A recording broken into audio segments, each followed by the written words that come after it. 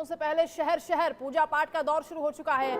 पटना में बीजेपी कार्यकर्ताओं ने हवन किया है। उत्तर प्रदेश के महाराजगंज में भी हवन पूजन की तस्वीरें सामने आ रही हैं। काली माता मंदिर में हवन पूजन, और यही तस्वीरें लगभग सचिन जी हमने तब भी देखी थी जब वोटिंग की प्रक्रिया चल रही थी। उस दौरान भी मंदिर मंदिर तमाम जो नेता है वो घूम रहे थे और संस्कृति को बढ़ावा देने के लिए या सनातन को किस तरह से वो मानते हैं, और ये एक बड़ा इम्पैक्ट जाता है जनता के बीच में कि देखिए हम अपनी विरासत को भी संजो रहे हैं और कोई भी शुभ काम करने से पहले ईश्वर को याद किया जाता है। ये तो हमारे देश की परंपरा है। जाहिर सी बात है। और हवन पूजन, मंदिर जाना, सनातन, तमाम चीज़ें, और सनातन का विरोध, और ये भी जो है एक बहुत बड़ी जो है चीज़ आई थी।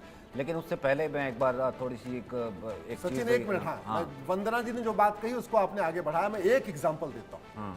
500 साल के लंबे संघर्ष के बाद भगवान श्री राम का मंदिर बना है, लेकिन ये लोग केवल और केवल बाबरी सोच वालों को खुश करने के लिए हनुमान वहां पर अयोध्या नहीं गए। आप जरा सोचिए अंतर कितना है। इतने बड़े दिन के बाद, 500 सालों के संघर्ष के बाद, हजारों हमारे पूर्वज मारे गए, उसके बाद वहां मंदिर बना। सबको जाना चाहिए था। ये कोई पॉलिटिकल पार्टी कार्यक्रम नहीं था। और भारत के प्रधानमंत्री जा रहे थे तो भारत के प्रधानमंत्री हैं, वो जा रहे हैं, उनको जाना नहीं चाहिए। कांग्रेस के कई लोग गए हुए थे वहां पे। सुप्रीम कोर्ट का फैसला मंत्री हैं हिमाचल प्रदेश में, विक्रमादित्य जो चुनाव लड़ रहे हैं कल्पना के सामने में, वो भी ऐसे मत किया करो। मैंने तो आप रुक जाए, आपके शरणार्थियों को भी लेके बोला। मैंने तो आपको, मैं आपको क्या कह रहा हूँ, रोहिंग्या शरणार्थी का बात, हमारे पास बहुत वक्त है, आराम से बात करेंगे। आशीष की बात पूरी हो जाए। वंदना जी, सुप्रीम कोर्ट के फैसले के बाद वहां राम मंदिर बन रहा है। जो आदमी सुप्रीम कोर्ट तक लड़ने आया वो गया। बाबरी का जो दूसरा पक्ष था जो चाह रहा था कि नहीं, हाँ, वो गया वहां पे, लेकिन तथाकथित सेकुलर दल वहां नहीं जा रहे। अब आम जनता आपको कैसे वोट करेगी? आम जनता जब आपको देख रही कि जब जब भारत की बात आती है, भारत की संस्कृति की बात आती है, 12-15%, 18% का वोट ही चाहिए ना सर। उनको लगता है कि वो रूठ जाएगा। नहीं, एक्चुअली ये जो सेकुलर दल, इनको ये मानना है कि हिंदू तो कभी एक हो ही नहीं सकता, ये जातियों में बटे रहेगा। एक मुश्त हमें 20%, 15% वोट आएगी और जातियों के आधार पर हम 15-20% और तोड़ लेंगे। लेकिन अब ये चल गया, ठीक है, चला भैया, 50-60 चला, 60 साल तक चला।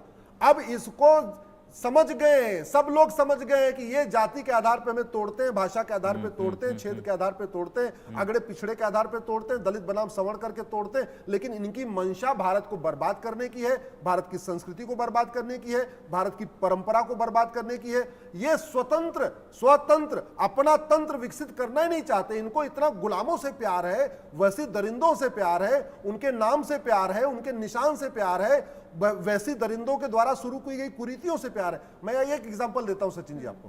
भारत में कुछ कुरीतियां शुरू हुई, सती प्रथा आई, छुआछूत आई, उसके खिलाफ कानून बन गया। जो विदेश से कुरीतियां आई, मुगलों के साथ आई, तलाके हसन आया, तलाके हसन आया, तलाके बाइन आया, तलाके किनाया आया, तलाके बिद्दत आया, हलाला आया, मुता आया, मिस्यार आया, चार शादी आई। जब उन कुरीतियों को खत्म करने के लिए यूसीसी की बात होती है और ये तथाकथित सेकुलर कहते हैं सब एक समान है, जब सबको समान अधिकार देने के लिए समान नागरिक संहिता की बात आती है, फिर ये पीछे हो जाते हैं। फिर ये चाहे वो राहुल गांधी भी चाहे वो आप अखिलेश यादव हो, चाहे उधर आपके स्टालिन हो, यूसीसी नहीं आनी चाहिए। मतलब आप इससे बड़ी बहुमत थी। अरे संविधान का मतलब ये होता है, संविधान नियंत्रण कानून भी ले आते, यूसीसी भी ले आते, ले आते, आएगा। मना करता मेरा ये मैं तो कह रहा हूं सर, एक सेकंड, राहुल भाई आएगा ना। मैं कह रहा हूं कि कम से कम एक ब्रॉडर सोच तो होती है ना। आप और मैं आने वाली जनरेशन्स को क्या दे करके जाएंगे, ये तो होता है ना। या यही दे करके जाएंगे कि एक जो हमारे सबसे बड़े आराध्य हैं, हम कोई काबा तो जाएंगे नहीं, हम कोई वेटिकन तो जाएंगे नहीं। हमारे सबसे बड़े आराध्य हैं, वो कोर्ट में ही हम उसको लटकाने अटकाने भटकाने की बात करते रहे, एफिडेविट दे करके कोरी कल्पना थे। ये लेगेसी देकर के जाएंगे, या फिर मंदिर बन गया, अब मैं राहुल भाई, आप पता नहीं गए, उसके बाद गए राहुल भाई, नहीं विरोध यार, एफिडेविट किसका था फिर बताइए? वो किसका था? कपिल सिब्बल का था। एक चीज बताइए, कौन है वो फिर?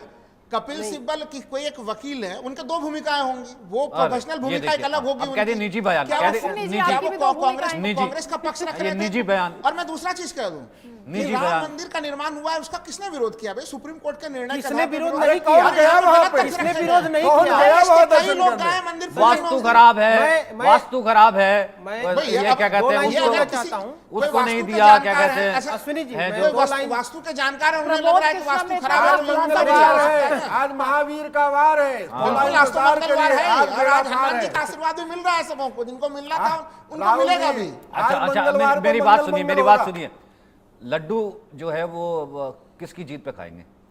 भाई देखिए, जीत जिसकी भी होगी, जनता वोट देगी। मैं तो लड्डू दोनों हर किसी के जीत पे घंटे- वोट देने के लिए घंटा भर तैयार रह हूं। गया। मंगलवार वो को जान जो है दोनों के लिए दोनों के जीत पे लड्डू खाऊंगा, लेकिन हमें लग रहा है लड्डू मतलब जो है इस बार आपके दोनों इंडिया हाथ- अलायंस के लोगों को जो है कि वो लड्डू मिलने जा रहा है, वो लड्डू बांटने का अवसर भगवान उन्हें प्रदान करेंगे। किसी प्रसाद- को अच्छा, नाराज नहीं अगर करेगा। यहाँ पर दोबारा से जो है प्रधानमंत्री नरेंद्र मोदी, जवाहरलाल नेहरू वाला जो है वो इतिहास जो है वो रचते हैं, तीसरी बार कोई ऐसी प्रचंड सरकार आती है, लड्डू तब भी खाएंगे क्या? नहीं ना, खाएंगे? बिल्कुल खाएंगे, क्यों नहीं खाएंगे? अगर लोकतंत्र में जनता का जो जनादेश तो ये होगा, तो फिर वो अच्छी बात है ना, मतलब जनता का जनादेश तो सबसे सर्वोच्च तो होगा। मतलब तो मतलब मैं ये कहूं, संतोष भाई, राहुल भाई के दोनों हाथ में लड्डू हैं। नहीं, मतलब तो लोकतंत्र का उत्सव है, तो उसमें वहाँ क्या पे जनता घबराना? को जनादेश राहुल देगी। भाई के दोनों हाथ में लड्डू जनता हैं। के जनादेश का सम्मान कैसे न तो किया बताओ, जाए? और ये और आप और ये पता दूसरे है क्या? पक्ष में नहीं जा रहे, सचिन नहीं, जी। और ये पता है क्या? राहुल जी। और ये पता है कि और ये लेफ्ट का सोच हो करके भी दोनों हाथ में लड्डू लेकर के ये भारत के लोकतंत्र में ही पॉसिबल है। यही लोकतंत्र है। यही लोकतंत्र, मैं कह यही रहा हूं। पॉसिबल है। मैं क्यों नहीं समझा? मुझे ये बताइए, राहुल जी। जनता अगर तीसरे टर्म के लिए मोदी जी को दे रही है, तो अगर वो दे ही रही है, हमें नहीं लग रहा कि वो ऐसा होने वाला है। और हमें लग रहा है कि आज इंडिया गठबंधन आराम से 300 प्लस सीटें वो उन्हें मिलेगी। लेकिन अगर ऐसी नहीं होती तो जो भी दूसरी संभावनाएं होती, जनता ने वोट 300 दिया है। प्लस तो लेकिन इंडी लेकिन गठबंधन के लेकिन लोग भी नहीं लेकिन करें, तो लेकिन उसको अगर विचार ऐसा करना अगर ऐसा मैंने कहा वाइस वर्षा अगर हो गया तो फूफा नहीं बनेंगे, है ना, नाराज नहीं होंगे नहीं, शादी बिल्कुल में। नहीं। अगर जनता जनादेश दे रही है तो जनादेश बिल्कुल स्वीकार दे दिया है जनता ने, अब तो बस नहीं, वो तो अभी आने देखिए, वाला है। वो तो पहले देखिए 2004 में भी हम लोग, हमें याद है, इसी तरह से सारे डिबेट ऐसे ही चल रहे थे। और सचिन उसमें जी। अटल बिहारी वाजपेयी के ये लिए साइनिंग तस्वीरें इंडिया का बड़ी कैंपेन दिलचस्प ऐसे है, ही मुझे चल रहा लगता था है उस तस्वीरों समय। पर चर्चा हो जानी चाहिए। ये देखिए, इन्होंने अपने शरीर पर ही तिरंगा बनाकर और उस पर 400 पार लिखा हुआ है और यज्ञ हवन किया जा रहा है, पूजा की जा रही है। एनडीए के जो तमाम समर्थक हैं, नेता हैं, कार्यकर्ता हैं, वो लड्डू बांटने की भी तैयारी में है। जश्न की तैयारी बीजेपी ने कर ली है, क्योंकि एग्जिट पोल से वो बड़े उत्साहित हैं। लेकिन एग्जिट पोल को सिरे से खारिज करने की बात तो ठीक है, लेकिन अश्विनी जी उससे आगे जाकर जो बयान दिए जा रहे हैं, वो तो फिर आप लोकतांत्रिक व्यवस्था पर सवाल उठा रहे हैं, सीधे सीधे जनता के विवेक पर सवाल उठा रहे हैं। लोकतांत्रिक व्यवस्था पे सवाल खड़ा कर रहे हैं, भारत की संवैधानिक संस्थाओं पे सवाल खड़ा कर रहे हैं, और सबसे बड़ी बात, भारत की क्रेडिबिलिटी पे सवाल खड़ा कर रहे हैं। भारत जो दुनिया का सबसे पुराना लोकतंत्र है, जो लोकतंत्र की जननी है, जब दुनिया के देशों में लोग ढंग से रहना सीना सीख नहीं पाए थे, तब भारत में लोकतंत्र था, लोकतांत्रिक तरीके से हर चीज चुनाव होता था। उस लोकतंत्र को ये लोग बदनाम करने की कोशिश कर रहे हैं, और किसके किसके पाकिस्तान के लिए, चीन के लिए, कि जो हमारे दुश्मन है वो खुश हो जाए, हमारे जो दुश्मन है वो उनके यहाँ अखबारों में हेडलाइन बन जाए कि भारत में जो चुनाव हुआ गड़बड़ हुआ। तो मैं इसलिए तो बार बार कहता हूं, आप भारतीय जनता पार्टी का विरोध करिए, लोकतांत्रिक तरीके से करिए, कंस्ट्रक्टिव विरोध करिए। ये नहीं कि ये पहनते हैं, वो पहनते हैं, ये चश्मा लगाते हैं, ऐसे नहीं।